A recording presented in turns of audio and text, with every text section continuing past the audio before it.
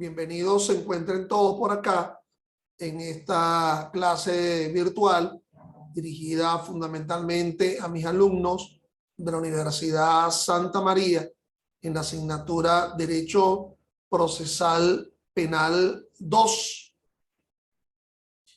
Quien les habla, el profesor Ángel Serpa Ponte, y estas clases vinculadas al derecho penal, al derecho procesal penal, etcétera, la pueden encontrar en mi canal YouTube, Ángel Serpa Aponte, a los efectos de encontrar, de facilitarles la ayuda a mis alumnos y colegas en el ámbito del proceso penal, del derecho penal.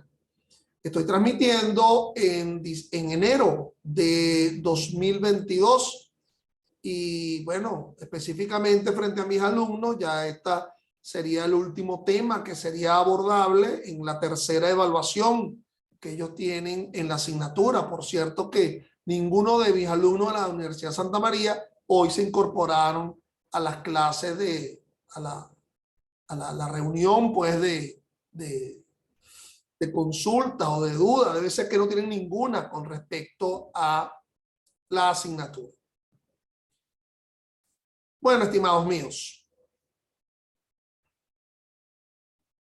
la investigación en el proceso penal ha de ser finita, no podrá ser infinita. Esto no puede eternizarse, ha de tener un plazo determinado. De hecho, en la última reforma del Código Orgánico Procesal Penal, se reformó el artículo 295 del COP a los fines de habilitar dicha fase preparatoria como fase de investigación, lo cual establece los artículos 12 y 2 y siguientes del Código Orgánico Procesal Penal en 6 meses. 6 meses debe durar esa fase preparatoria. Y fíjense que ahí habla desde el acto de imputación o desde el señalamiento de alguien. Es decir, se podría hablar de la llamada imputación formal o desde la llamada imputación material, a partir de la cual 6 meses que dure esa fase preparatoria. Recuerda que la duración de dicha fase preparatoria también va a estar condicionada a qué medida de coerción personal se dictó, puesto que si conforme al 236 del COP, norma no reformada, pero sí reformada en septiembre de 2001, el artículo 237, lo que se denomina el peligro de fuga. Pero siento que en el 236 se habla que si lo que se dictó fue una medida judicial preventiva, privativa de la libertad, la que está descrita en el 240 del COP, entonces la presentación del acto conclusivo deberá ser a los 45 días. Es decir, que si se dictó una privativa, la presentación del acto conclusivo de dicha fase preparatoria como fase de investigación tendrá que ser a los 45 días siguientes luego del dictado de la privativa. Si no se dictó dicha privativa, sino que lo que se dictó fue una medida cautelar sustitutiva, por lo tanto, ahí sí tendríamos la posibilidad de extendernos. El titular de la acción penal se extendería a lo que le delimita ese artículo 295 del COP. Yo les había dicho que ese 295 hablaba de 6 meses, pero ese 295 también establece la posibilidad de prórroga, de una prórroga que en caso excepcional, bueno, se montaría a 1 año, ¿verdad? Si se tratara de los delitos que de forma expresa están descritas en el artículo 295. Pero yo aquí no me quiero concretar tanto al tema de la oportunidad de los actos conclusivos, sino evidentemente, como me lo exige el temario de la Universidad Santa María, me quiero circunscribir más al acto conclusivo o a los actos conclusivos de dicha fase preparatoria.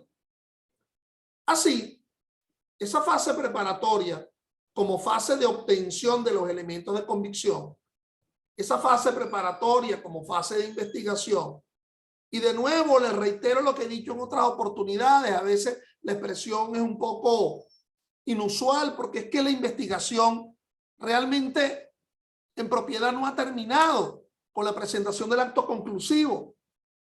Muchos institutos procesales me indican otra cosa.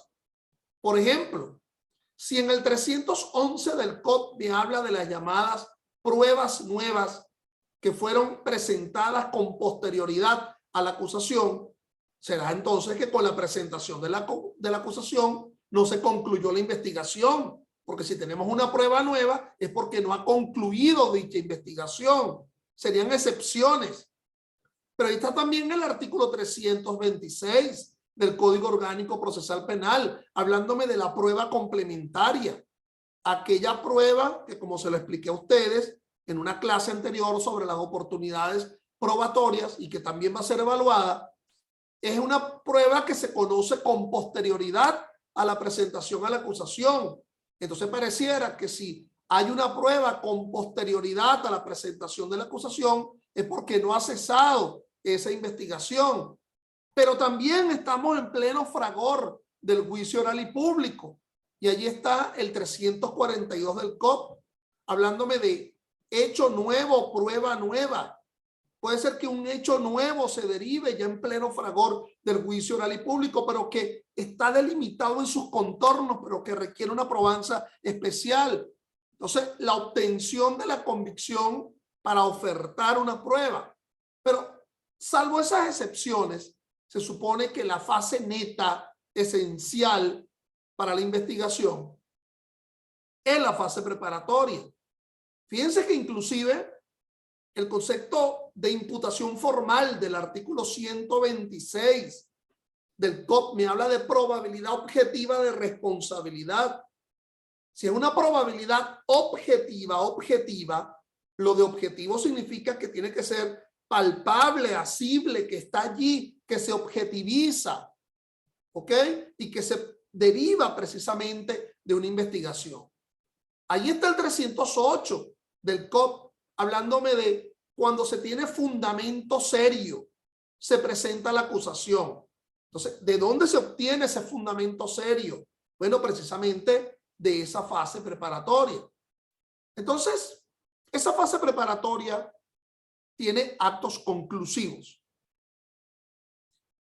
Esos actos conclusivos, fundamentalmente, clásicamente, no queriendo enredarlos a ustedes, son tres.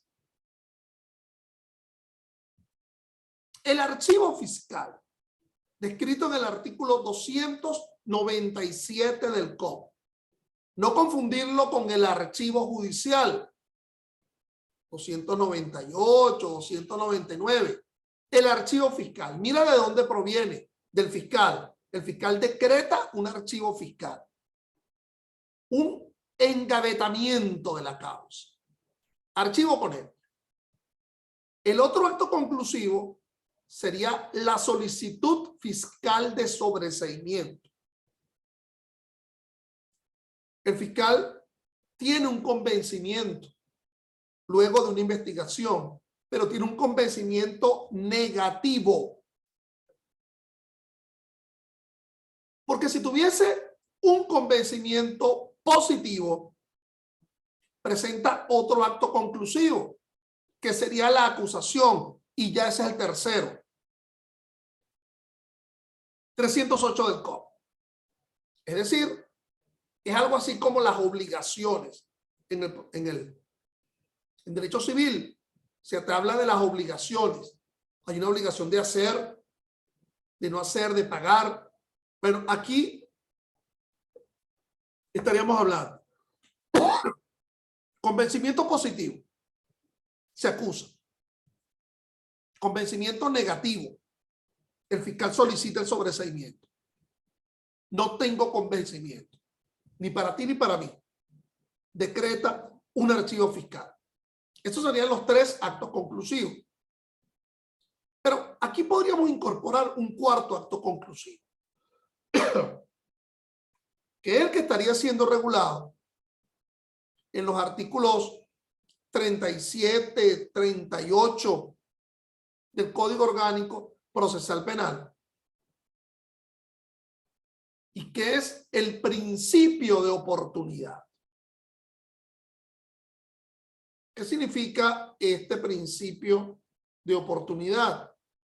Bueno, ya el fiscal ha imputado, pero considera que el delito es de poca significación, de poca monta, y por lo tanto dispone de la acción penal solicitando el principio de oportunidad. ¿Qué es lo que quiere decir el fiscal?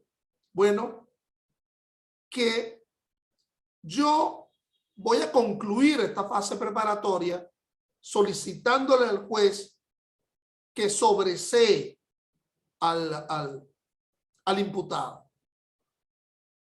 ¿Y por qué? Bueno, porque el delito es de bagatela, de poca monta, de poca significación.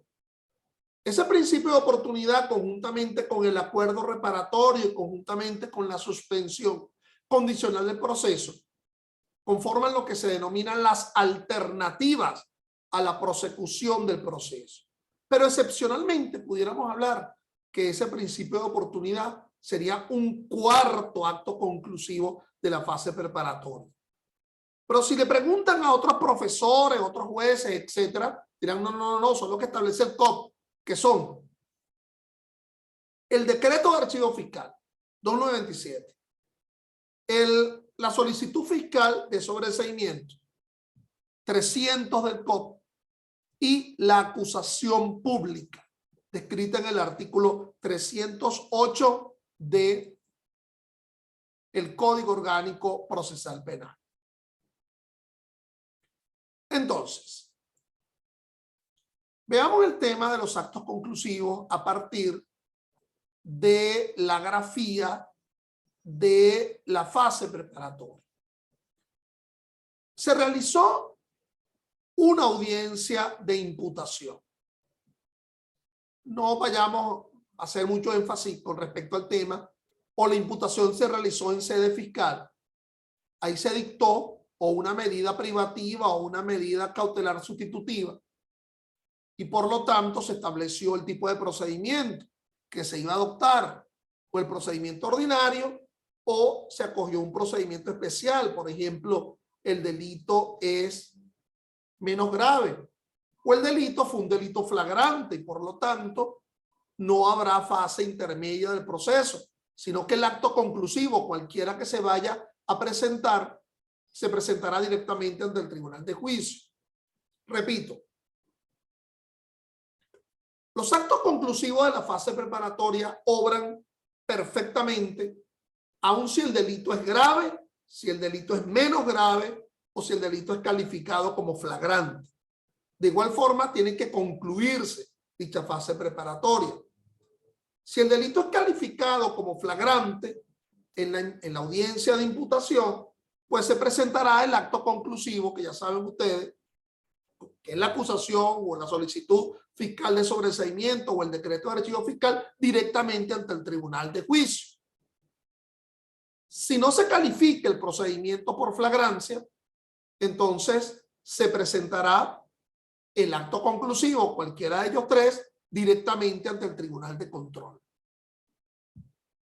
Ese tribunal de control, que fue el mismo que asumió la fase preparatoria y que realizó la audiencia de imputación, muy cuestionado ello por mí, puesto que yo considero que debería ser otro juez de control que asuma la fase intermedia del proceso penal, porque ese juez de control de alguna forma ya perdió su imparcialidad al haber manifestado criterio en la llamada audiencia de imputación.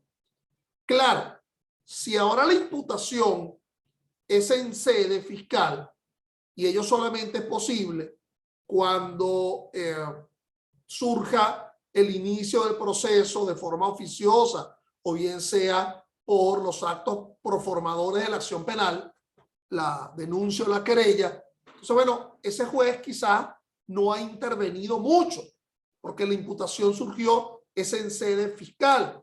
Pero si ese juez fue el donde se realizó la audiencia de imputación porque fue sorprendido el sospechoso en la comisión flagrante de un hecho ilícito, o fue el juez de control de instancia municipal, porque se cometió un delito menos grave, ya ha emitido su pronunciamiento. Pero en todo caso, de nuevo, repito, lo que me quiero concretar es en el acto conclusivo per se, en sí mismo. Míralo acá. Entonces tienes tres: el archivo fiscal, la solicitud fiscal de sobreseimiento y la acusación pública. Vamos a hablar en primer lugar del llamado archivo fiscal, que está siendo regulado en el artículo 297 del Código. Cuando el resultado de la investigación resulte insuficiente para acusar, el Ministerio Público decretará el archivo de las actuaciones sin perjuicio de la reapertura cuando aparezcan elementos nuevos de convicción. Esta medida deberá notificarse a la víctima que haya intervenido en el proceso. Cesará toda medida cautelar decretada contra el imputado a cuyo favor se acuerde el archivo. En cualquier momento, la víctima podrá solicitar la reapertura de la investigación, indicando las diligencias conducentes. Entonces, mis estimados, los jueces dictan autos o sentencias. Los fiscales decretan. ¿Qué decretan? Decretan, por ejemplo, el inicio de la investigación, decreto de inicio de investigación, decreto de reserva de actuaciones, pero también decreta el archivo fiscal. ¿Qué pasa con el archivo fiscal? Cuando un fiscal lo hace, decreta el archivo, debe cesar la coerción y cesar la imputación. Son dos efectos que se derivan del decreto de archivo fiscal. Cesa la imputación, es decir, la condición de imputado, y cesa la condición de coercionado o coaccionado, bien sea una medida privativa o una medida cautelar sustitutiva. ¿Por qué razón ocurrió eso? Porque no existe elementos de convicción que me permitan sustentar un convencimiento positivo para acusar o solicitar el sobreseimiento como convencimiento negativo. Pero yo sé de la existencia de dicho elemento de convicción. Ahorita no lo tengo, pero sé de su existencia. En cualquier momento pudiera ingresar. No cesaría la investigación, pero cesa la condición de imputado o cesa la condición y cesa la condición de coercionado. Es decir, no hay una imposibilidad absoluta de obtención de dichos elementos de convicción. Hay una probabilidad certera de obtener. Por supuesto que eso de que cesa la coerción y cesa la imputación le conducirá una sonrisa en el rostro al imputado, pero no te sobes mucho la mano, porque lo bueno hubiese sido que el fiscal hubiese solicitado el sobreseimiento como convencimiento negativo, teniendo la posibilidad de que esto podrá de nuevo reaperturarse.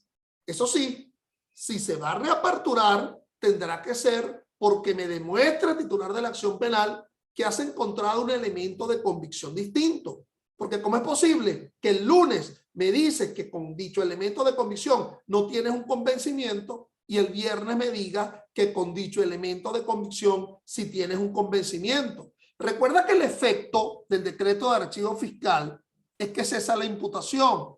Por lo tanto, si se quisiera reiniciar ese proceso frente al cual ya alguien no ostenta la condición de imputado, la reimputación tendría que ocurrir.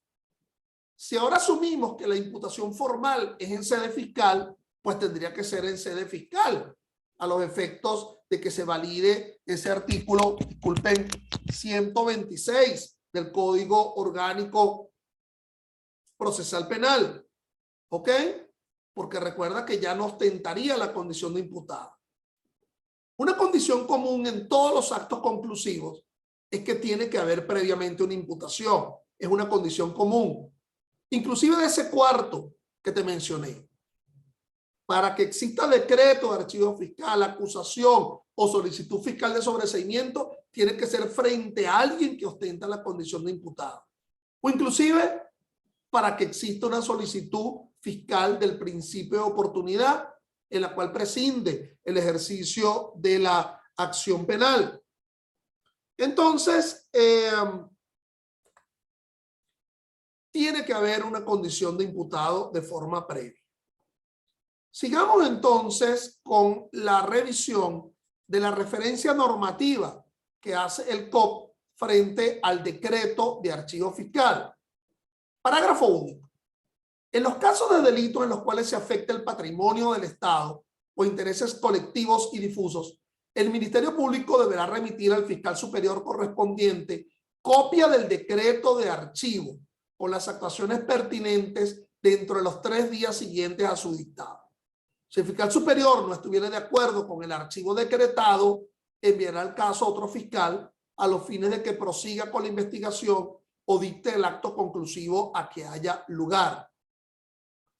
Entonces, no en todo delito, sino en los delitos en donde se haya afectado intereses difusos o colectivos, o delitos contra el patrimonio público, el fiscal subalterno que haya decretado el archivo fiscal deberá remitir las actuaciones al fiscal superior para que ese fiscal superior o ratifique o rectifique el decreto de archivo fiscal.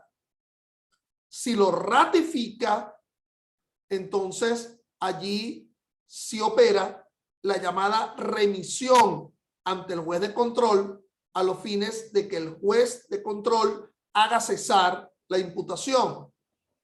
Si rectifica, entonces le asignará la causa a otro fiscal a los fines que ese otro fiscal subalterno, que puede ser un fiscal por circuito o puede ser un fiscal nacional, presente otro acto conclusivo de dicha fase preparatoria. ¿Cuál podrían ser los dos que les resta? Bueno, o la solicitud fiscal de sobreseimiento o la acusación. Entonces, mi entendimiento de esa norma es que no podrá darse, porque lo dice expresamente,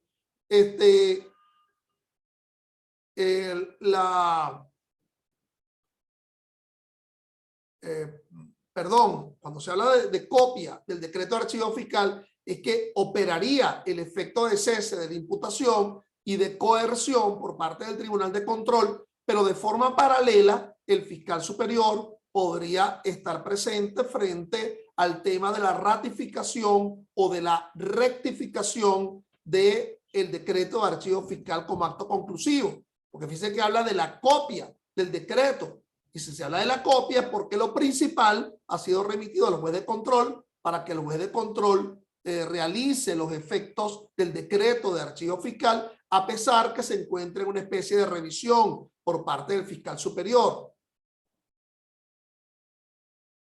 Fíjense que la remisión habla dentro de los 3 días siguientes al dictado, pero no se dice cuándo ese fiscal superior iría a responder la ratificación o la rectificación. En mi entendimiento, cuando no se lo indica la norma, tiene que ser en los 3 días hábiles siguientes a partir del momento de la recepción de la copia del decreto de archivo fiscal. No confundir ello con lo que establece el artículo 298 del COP. Cuando el Ministerio Público haya resuelto activar las actuaciones, conforme lo indica el artículo 298, la víctima en cualquier momento podrá dirigirse al juez de control solicitándole examine los fundamentos de la medida. Eso de examinar los fundamentos de la medida es algo, digamos, inusual, que se llama un examen de la medida, no es un recurso, ¿ok? No es una presentación de excepciones, no es una solicitud de nulidad, sino es solicitando examine los fundamentos de la medida. Nótese que en el 298 no se precisa que ello excluya la posibilidad de la del no dictado del cese de la coerción o el cese de la imputación, sobre todo cuando la norma indica en cualquier momento. Es decir, en cualquier momento posterior a que el juez haya recibido el decreto de archivo fiscal. De aquí que cuando el juez de control reciba el decreto de archivo fiscal, deberá de forma absoluta dictar el cese de la coerción y el cese de la imputación y notificará la recepción del decreto de archivo fiscal a la víctima a los fines de verificar la víctima su voluntad de solicitar el reexamen de la medida. Pronunciamiento del tribunal. 299. Si el tribunal encontrare fundada la solicitud de la víctima, así lo declarará formalmente y ordenará el envío de las actuaciones al fiscal superior para que éste ordene a otro fiscal a que realice lo pertinente. ¿Qué es realizar lo pertinente? Sería que ese fiscal superior ratifique el decreto de archivo fiscal dictado por el fiscal subalterno o rectifique. Si lo rectifica es porque le asigna la causa a otro fiscal subalterno a los fines de que ese otro fiscal subalterno presente alguno de los otros actos conclusivos de dicha fase preparatoria. Hay una sentencia del Tribunal Supremo en la cual esa remisión al fiscal superior no opera, pero esa sentencia está vinculada exclusivamente frente al tema de la solicitud de sobreseimiento. No es una sentencia, por eso no la incorporo dentro de esta explicación, ¿verdad? No es una sentencia que está vinculada a la remisión al fiscal superior cuando lo que se ha decretado es el archivo fiscal. Para sintetizar un tanto el asunto, un fiscal subalterno, dentro de la oportunidad que le establece el COP, si se dicta una medida privativa, a los 45 días de la privación podrás decretar el archivo fiscal. Al decretar el archivo fiscal, lo remitirá de inmediato a el juez de control para que el juez de control cese la imputación y cese la coerción. Sí, cese la vigencia de la medida de coerción. Decae la medida. De inmediato ese juez de control tendrá que participarlo a la víctima, a los efectos de que la víctima haga valer su derecho al examen de la medida, conforme lo establece el 298. Si se tratara de un delito contra la cosa pública o si se tratara de un delito que afecta intereses difusos o colectivos, no el juez, sino el propio fiscal subalterno, en los 3 días después de haber decretado el archivo fiscal, lo remitirá al fiscal superior. Cada circuito judicial, cada estado tiene un fiscal superior. El circuito judicial penal del estado Carabobo, el circuito judicial penal del estado Miranda, el circuito judicial penal del área metropolitana de Caracas, que conoce los delitos cometidos en los 5 municipios metropolitanos: Libertador, Chacao, Baruta, El Hatillo y Sucre. Si ese fiscal superior no está de acuerdo con el decreto de archivo fiscal, bien sea porque es por los delitos especificados en el 297 o porque la víctima solicitó el examen de la medida, ese fiscal superior podrá rectificar asignándole la causa a otro fiscal subalterno. ¿Decae el cese de la imputación y de la medida de coerción? No, porque no sabemos lo que va a realizar ese fiscal subalterno.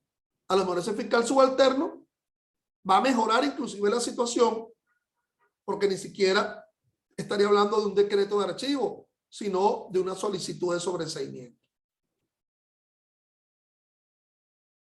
Es decir, el hecho que la víctima solicite el reexamen de la medida no conduce necesariamente a una decisión que obre siempre a su favor. Puede inclusive ser una decisión inclusive peyorativa a su propia solicitud de examen de la medida. No, señora víctima o señor víctima. No es que debió haberse dictado el decreto, sino que lo que debió haberse es solicitado el sobreseimiento. Entonces, la llamada reforma en perjuicio solo obra a favor del procesado a nivel de los recursos, y no frente al examen de la medida solicitada por la víctima. Vamos a hablar de otro acto conclusivo, el sobreseimiento. Cuando a ti te pregunten sobre el sobreseimiento, tú lo primero que indicarás será el sobreseimiento solicitud fiscal o el sobreseimiento decisión judicial. Al sobreseimiento decisión judicial dictada por un juez podrá llegarse de muchas formas. Podrá llegarse porque la defensa opuso excepciones cuestionando la acción y esa excepción fue declarada con lugar y se trata de las excepciones descritas en numeral 4, 5 y 6 del artículo 28 del COP. Pudo haber sido que ese sobreseimiento se llega oficiosamente porque el juez considera que esa acusación pública que se presentó no está sustentada, asume el control judicial de la acción. Pero la que nos importa en este momento es al sobreseimiento al cual se llega porque el propio fiscal, como titular de la acción penal en los delitos de acción pública, ha manifestado un convencimiento negativo y ha solicitado tal convencimiento, tal sobreseimiento en consecuencia de forma expresa. Las causales de sobreseimiento son taxativas. No es en números apertus, sino en números clausus. Está descrita en el 300 del COP. Se procede cuando, 1, el hecho objeto del proceso no se realizó o no puede atribuirse al imputado o imputada. Es decir, la inexistencia fáctica del hecho. No hubo homicidio, murió por muerte natural, se suicidó. Pero pudo haber sido que el que ostenta la condición de imputado sí participó en el hecho. Aquí estamos indicando, y entonces esa participación estaría vinculada a otras causales, pero la que ocupa el numeral primero es la ausencia de participación de ese imputado. Sí, María murió como consecuencia de un disparo. Sí, Roberta fue violada, pero ese que ostenta la condición de imputado no fue. Es decir, se está solicitando el sobreseimiento de una imputación y no de un hecho. Porque pudo el hecho dañoso haber afligido a una víctima, haberse ocurrido, pero no lo realizó, no es responsable quien ostentaba la condición de imputado. Segunda causal del 300, el numeral 2. El hecho no es típico o concurre en una causa de justificación, inculpabilidad o de no punibilidad. Es decir, el hecho como delito, el hecho no puede considerarse delito como tal.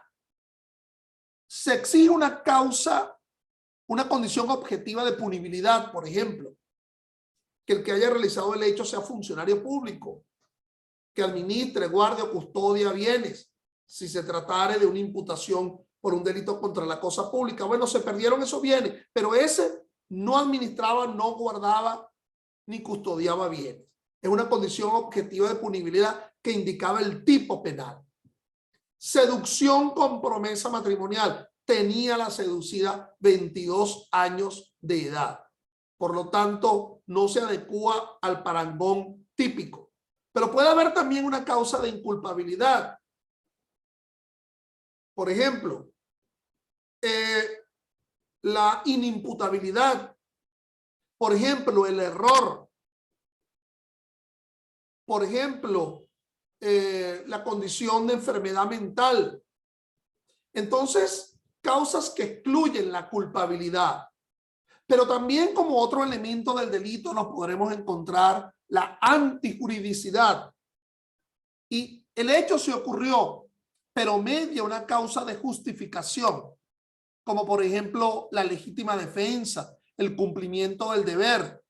Pero pudiera existir también una excusa absolutoria, por ejemplo, el perdón del ofendido, o en los delitos de malversación, el destinarse la partida a una finalidad distinta a la presupuestada, a satisfacer a una necesidad pública, a una calamidad, determinado esto, justificado esto por el presidente de la República en Consejo de Ministros, por ejemplo. Entonces, lo que se llama una excusa absolutoria. Claro,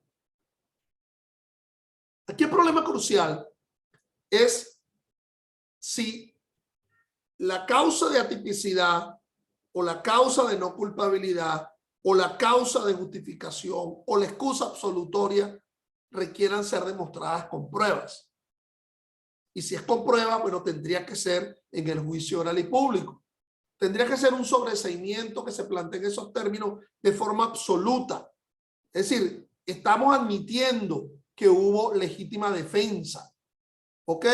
Oye, pero es que el que se defendió y mató al otro era un policía. Y las causas de justificación para el policía, a lo mejor alguien lo interpretará así, sería el cumplimiento de profesión u oficio, y en ese momento no se encontraba de guardia. ¿Quién ha dicho que un policía no pudiera arguir, por ejemplo, la legítima defensa? Porque antes de ser policía, bueno, es ser humano. En ese momento no estaba de guardia, pero el que lo iba a agredir de forma injusta no tenía otra forma de defenderse más que matándolo. Entonces, ello al margen de toda duda, y por lo tanto se solicita ese sobreseimiento. La acción penal se ha extinguido, resulta acreditada la cosa juzgada. Frente a ese numeral tercero del artículo 300, yo los invito a que acudan al artículo 49 del Código Orgánico Procesal Penal, que establece las causas de extinción de la acción penal: la muerte del procesado, el cumplimiento del acuerdo reparatorio, la cosa juzgada. Se demostró una sentencia que ya se dictó con respecto al caso. Y numeral 4, a pesar de la falta de certeza, no exista razonablemente la posibilidad de incorporar nuevos datos a la investigación y no haya base para solicitar fundadamente el enjuiciamiento del imputado. Es decir, la imposibilidad absoluta de encontrar la prueba. Yo te dije que cuando había la probabilidad de encontrar la prueba, pero ahorita no se tiene, se decretaba el archivo fiscal. Aquí se trata de una imposibilidad absoluta de encontrar la prueba. Y cualquier otra circunstancia, como lo establece el numeral 5 del artículo 300, que se ha establecido en el propio Código Orgánico Procesal Penal. Esa solicitud de sobreseimiento la presenta el fiscal ante el juez de control.